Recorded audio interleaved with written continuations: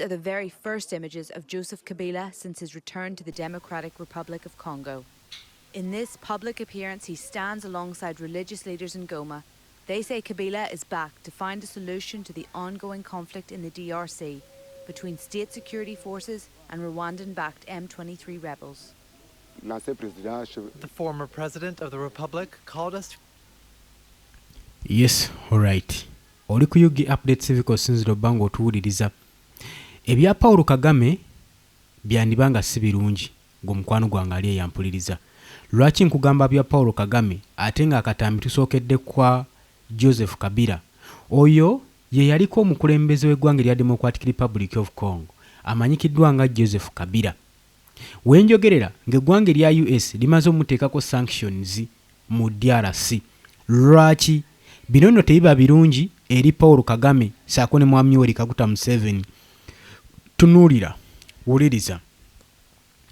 United States ku lunaku olwokuna yagenda maaso n'ekuba sanctions Democratic Republic of Congo long-serving former president Joseph Kabila.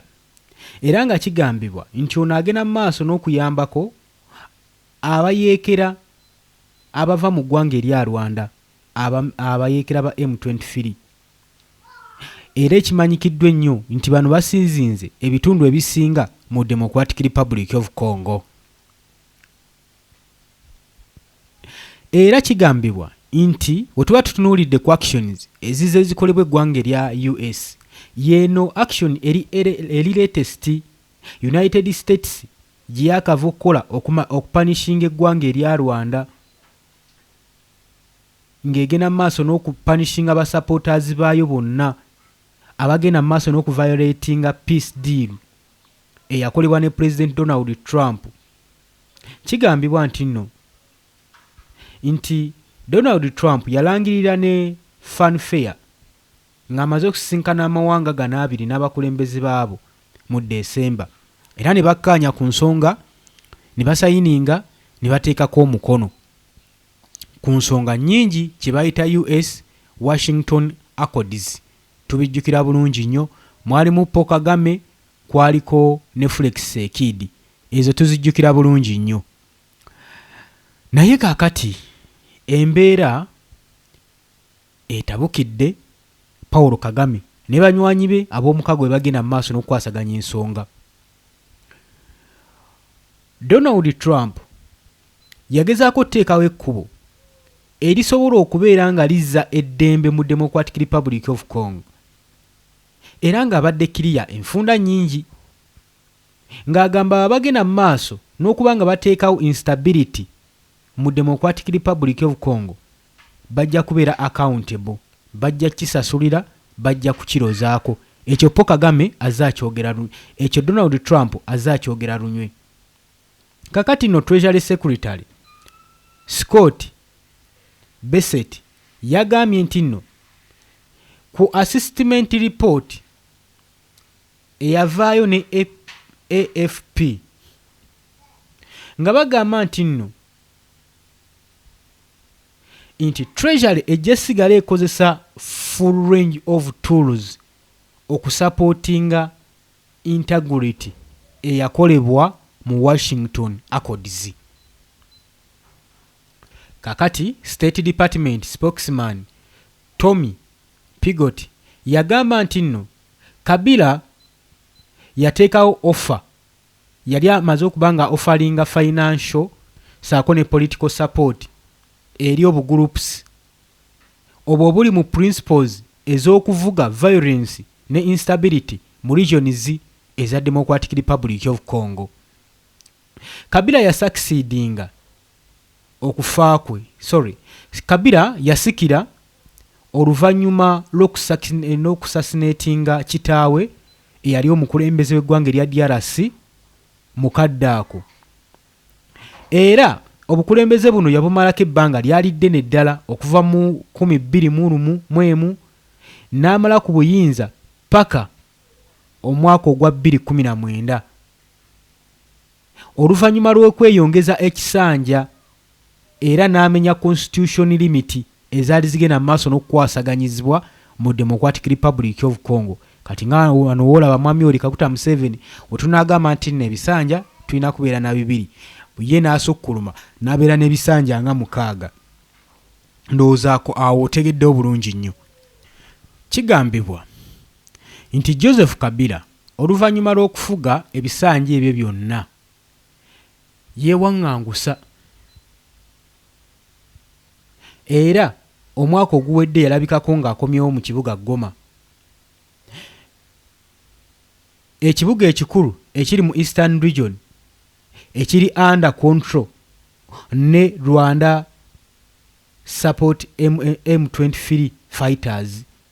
Kigambibwa nti ekibuga kino watali wadde kwebuzaabuza kyo kikontrolingibwa abayeekera ba M23 mu bufunze kikontrolingibwa Paul Kagame. Era kigambibwa nti Paul Kagame yagenda mu maaso n'okubeera nga akwatirira bano okulaba nga tebaamuka kibuga ekyo. Tujjukira bulungi nnyo omwaka oguwedde military court yasentensinga Joseph Kabila okufa nga bamutaddeko ogwa treason ogw'okulya mu nsi ye olukwe ne bamuteekako ne charges endala nga bamugamba nti yali agenda mu maaso n'okuba nga ayagala okukwata obukulembeze akulembere wamu n'abayeekera.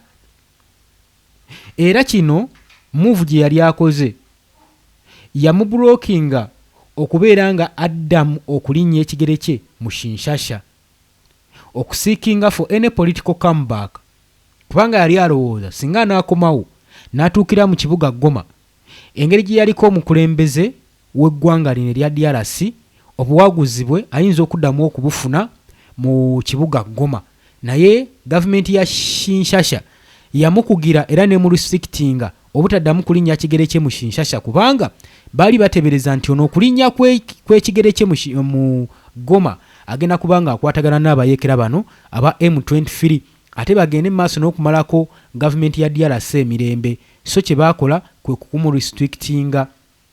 Tebaakoma ku ekyo kyokka, newankubadde eyo baabikola, Kabila abadde alina major business ez'enjawulo era zaafunamu nnyo interest wabweru w'eggwanga, newankubadde waliwo effort gavumenti gye yakola ey'okusiizinga assets ze zonna saako n'ab'omukago bonna n'abateeka ku risiki.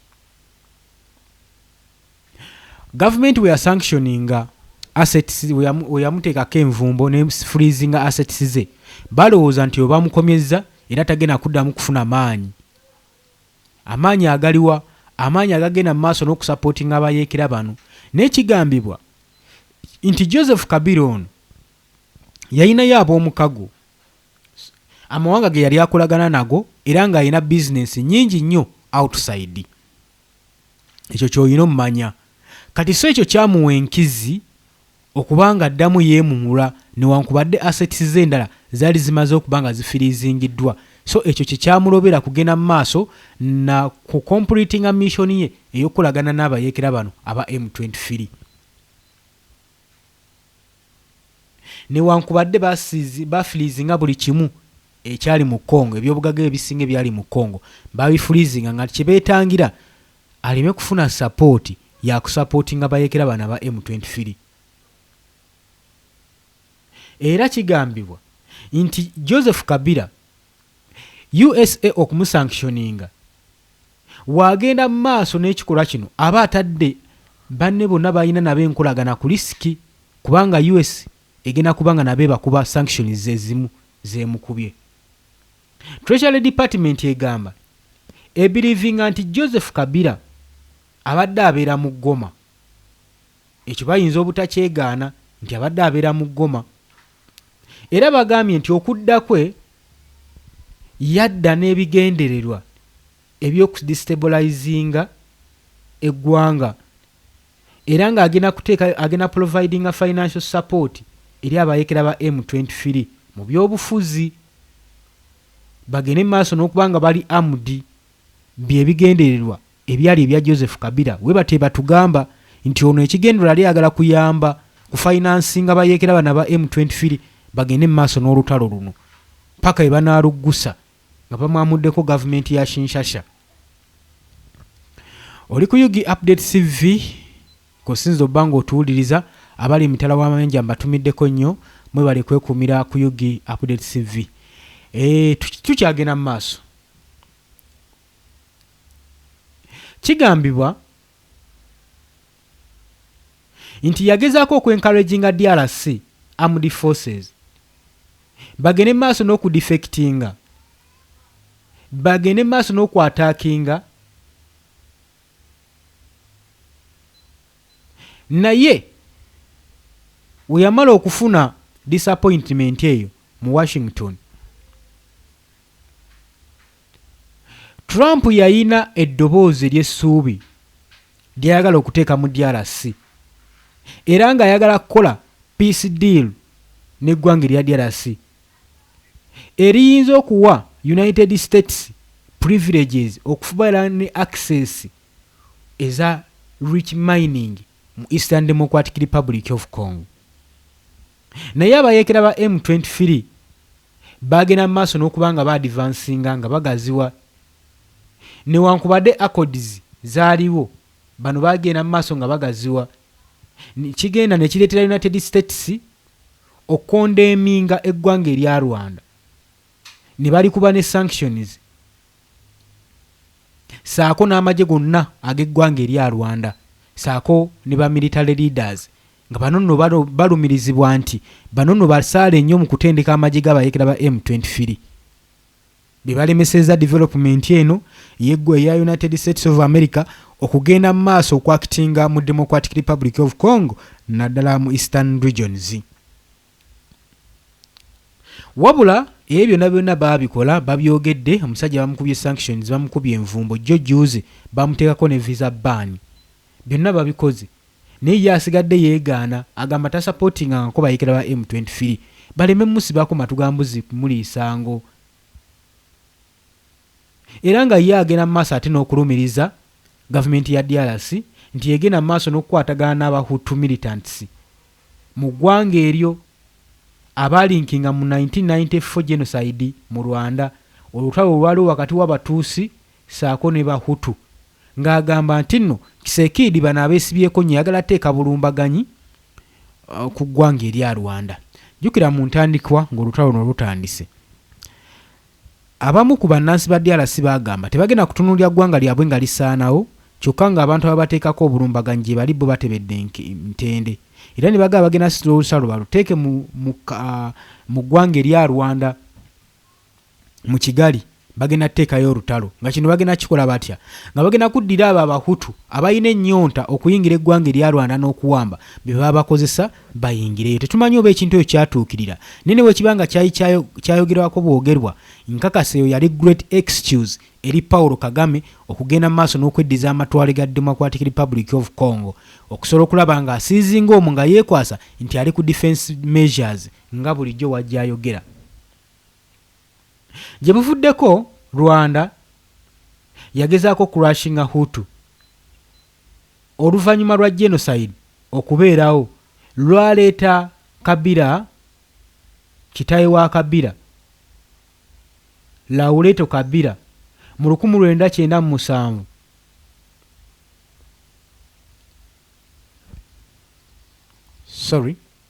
lwaleeta Leleto Kabila mu 1997 eyagenda maaso n'okusikira mu Butu Sese Seko eyali director eyali amaze okuluulinga decades over the country, yali amanyikiddwa nga Zaire. Eggwanga lino lyali limanyikiddwa nga erya Zaire erya DRC. Joseph Kabila yabuleminga abo abamusikisa President Felix Tshisekedi nti baamuteekawo lwa bizibu, baleeta kizibu mu ggwanga era nga bagamba kino kyali kikyamu, era ng'agenda mu maaso n'okunenya ng'alese kino, alese aba M23 wabbali ng'agamba nti Felix Tshisekedi okumuleeta mu bukulembeze bw'eggwanga erya DRC yali nsobi y'amaanyi yakolebwa era kwe kubonaabona kwa Democratic Republic of Congo. Bino byadde bigambo bya Joseph Kabila ng'agamba abadde attempting okunoonya solution ku crisis eno era nga baignoringa root cause nga bagenda mu maaso nga bateekawo obulimba eri obukulembeze mu Democratic Republic of Congo era ng'agamba current leader tagenda kuleeta ddembe mu DRC. Felix Tshisekedi tabalimba nti agenda kuleeta emirembe mu DRC. Bino yabiwandiika ku Sunday mu Sunday Times newspaper mu South Africa. Kabila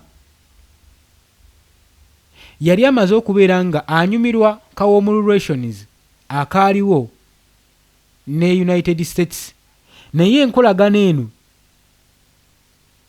yaggwaawo oluvannyuma lwa Human Rights Records, oluvannyuma lw'okugezaako okweremeza mu buyinza era n'agenda mu maaso n'okuggulawo ebirombe mu China.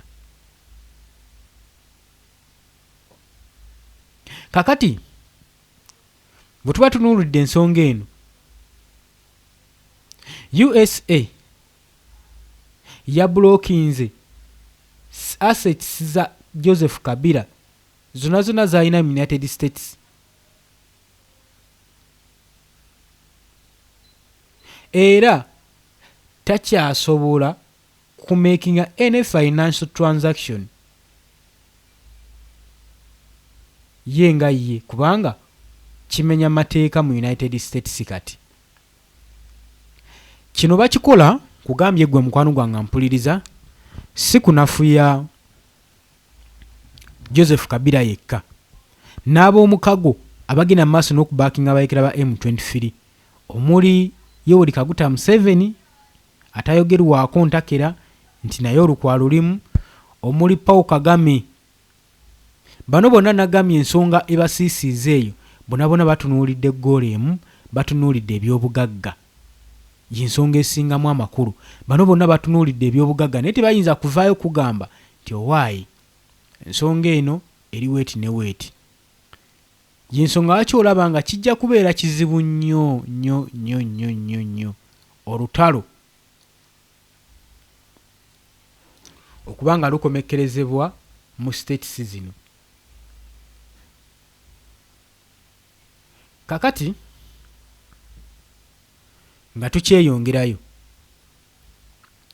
Joseph Kabila ono okudda kwe mu DRC yalaba great opportunity eriwa yali yayagala dde okuva mu buwaŋŋanguse gye yeewaŋŋangusiza naye ng'ensonga emuleeta anoonya luwenda kwe yeekwata kusobola kulaba ng'alina waakiriminga nti agala kuddamu kutwala ntebe ya bukulembeze bwa DRC naye nga waazi teriiwo. Njagala onfune bulungi. Kakati oluvannyuma lw'abayekera ba M23 okuwamba eno yagirabanga great opportunity era n'agenda mu maaso n'okupraisinga abayekera bano ng'agamba nti Kabila yalina obuzibu yalemereddwa era alemereddwa n'okukwatagana n'abayekera.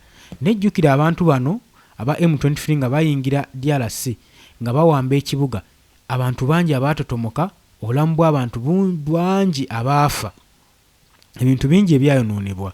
Kati mu kaseera ako tolinawo ogamba gavumenti genda kuteesigana muyeekera agenze mu maaso n'okukola ebyo byonna era ye Felix Tshisekedi bano yabayita ba terrorist, yagaba bano si bayeekera n'ensonga zibeekwasa teziriimu. Ensonga eyabaaleetera okukipayinga oba okusiizinga DRC bali bagamba nti gavumenti ya Felix Tshisekedi yesusse okubeera nga esosola abanyamulenge ate nga bo bagamba bakiriminga nti ggwanga erya Democratic Republic of Congo era nga bagamba nti enguzi esusse mu gavumenti ya Felix Tshisekedi byemu ku bibazze okulwanyisa saako n'okutta abantu bannansi naye ye DRC egamba yali erwanyisa abantu bano abanyamulenge ab'eggwanga erya Rwanda obusasiisira nnyo ggwanga lya Democratic Republic of Congo. Ndowooza awo tuli bumu. Oli ku UG Update TV kosinzira oba ng'otuwuliriza. Kakati oluvannyuma lw'abayeekera bano okusalako ekibuga, abantu bangi abadisplacingibwa, emmundu ng'egenda mu maaso n'okutokota. Kati ye Joseph Kabila agamba mbu wano ewaali ensobi. Felix Tshisekedi yali alina okugenda n'akonsaliringa n'abayeekera bano muno basobola okutebenkeza emirembe. Kati ensonga lwaki ye yagira ba advantage ng'agirabye nga comeback mu by'obufuzi. Obufuzi bwe ne Democratic Republic of Congo ng'alabye waliwo omwaganya okusobola okulaba ng'addamu afuggaza nga olw'olyawo ng'addamu okutuula ku ntebe y'obukulembeze bw'eggwanga erya DRC. Ne tugamba oba bad timing kubanga kati kijja mubeerera kizibu nnyo Joseph Kabila n'awanaaba akolaganye n'abayeekera bano olw'ensonga nti ye Donald Trump oggwanga erya US lyagenze dda mu nkolagana ne Felix Tshisekedi. Kakitegeeza banywanyi nfanfe ba mukago tosobola kujjako wa mukago w'oli ng'ate alina ne beneficiaries zaafuna mu nsonga eno okugeza ng'ebyobugagga bye bagenda mu maaso n'okukola ki n'okusima. Nakugambye emyaka giyise emabega ebyobugagga bya DRC byali byefugiddwa abantu babiri, Paul Kagame ne Mwami Yoweri Kaguta Museveni, era nga bye bagenda mu maaso n'okusindikayo amagye mu birombe ne mu bibira bya DRC nga bagamba nti bagenda tebenkeza mirembe balwanyisa bayeekera bagundi waliwo ka Islamic States wekati.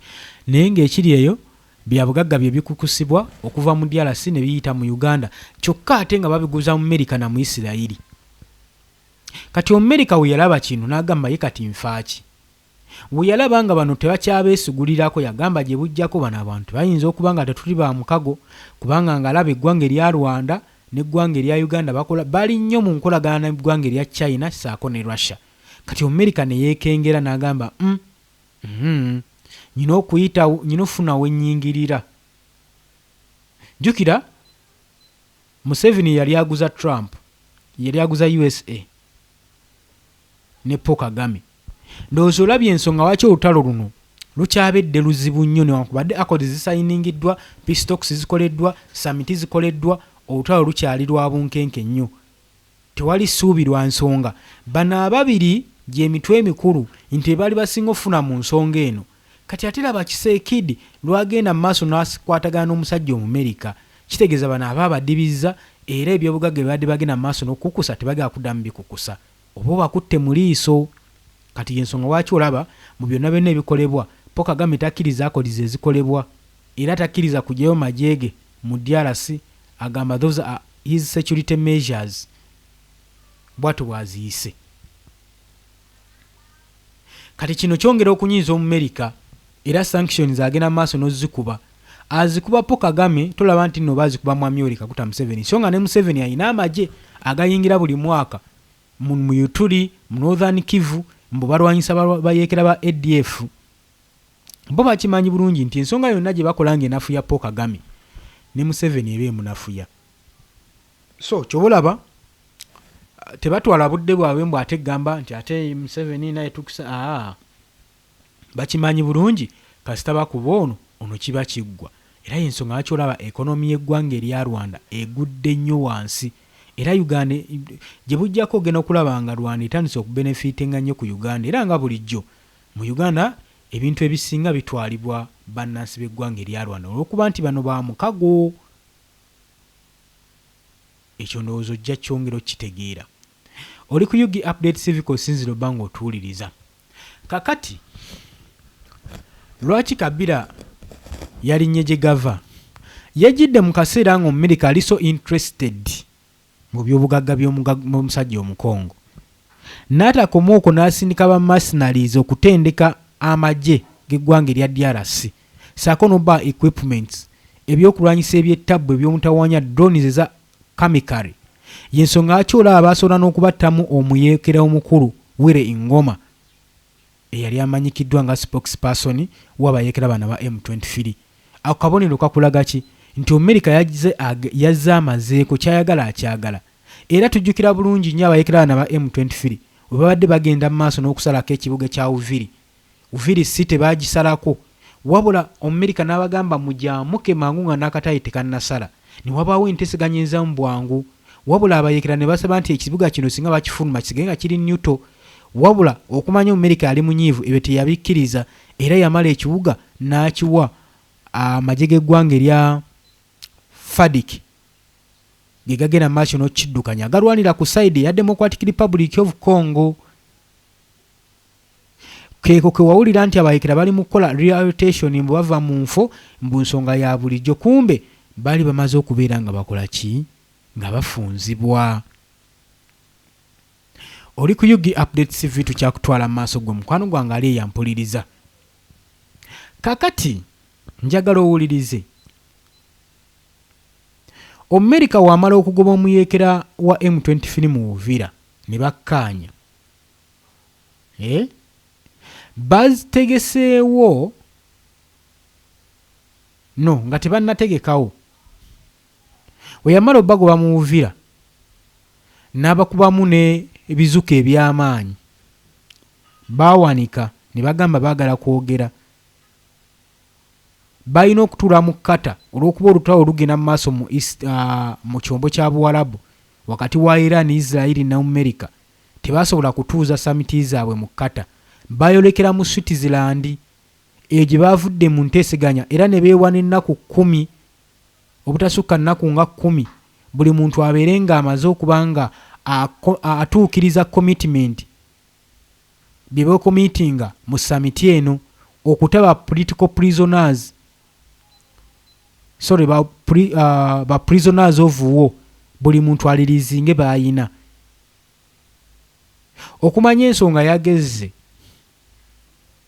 UN Security Council chairperson yasituseemu James omulonde agende mu kibuga Goma asupervising ensonga eno abeere nga kalaba kaliisoliiso alabe ensonga zino ntiziteekebwa mu nkola ate wabeerewo ne provision of security ng'abantu bano bagenda mu maaso n'okuhandingibwa over buli omu respecting sovereignty za munne baleme kubeera nga beeyisaamu maaso bakuume eddembe era baalangiridde ne ceasefire mu nnaku ezo kati ye UN Security Council weeri mu middle okutunuulira nti ani aluleeta ani agenda okukyankalanya stability eno egenda mu maaso ani agenda okukyankalanya emirembe ani agenda okugaana ani agenda okukola ki oba okitegedde naye nga nagamba bino byonna bye bakola sayidi zombiriri ziba zigezaako kwetegeka kubanga sayidi emu efundiziddwa nnyo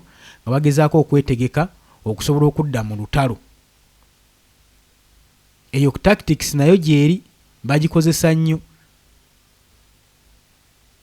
kaakati bino byonna mbigambye lwa nsonga nkulaga Joseph Kabila embeera gye yagiramu yali si nnungi era tagisuubira ku bearinga fruit wadde n'akamu olw'ensonga ebiseera byajjiddemu bizibu nnyo ate nga bannansi ba DRC baako wadde okuyiwa omusaayi tasuubira nti no bajjamu baakinga agende maaso n'okulagaana n'abayeekera bazze basiizinge b'okipaayinge nti bawamba obuyinza ekyo kigenda mubeerera kizibu.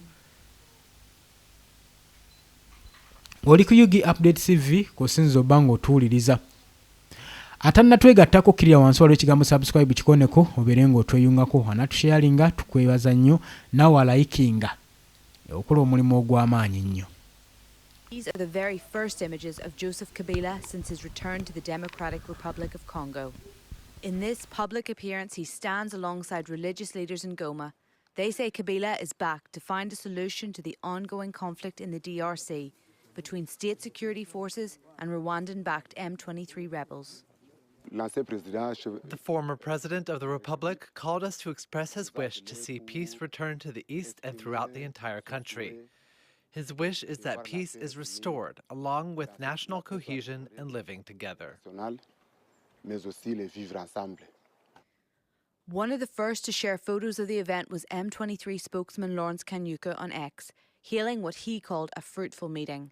This feeds the government's fears of Joseph Kabila's return to the provincial capital. The government accuses the former president of complicity with M23. Goma was recaptured by the rebels this year, but Joseph Kabila wants to present himself as a peacemaker. In a rare address broadcast on social networks shortly before his arrival, he denounced the government's management and said he was ready to play a role to bring stability back. At a time when the country is once again divided, destiny called.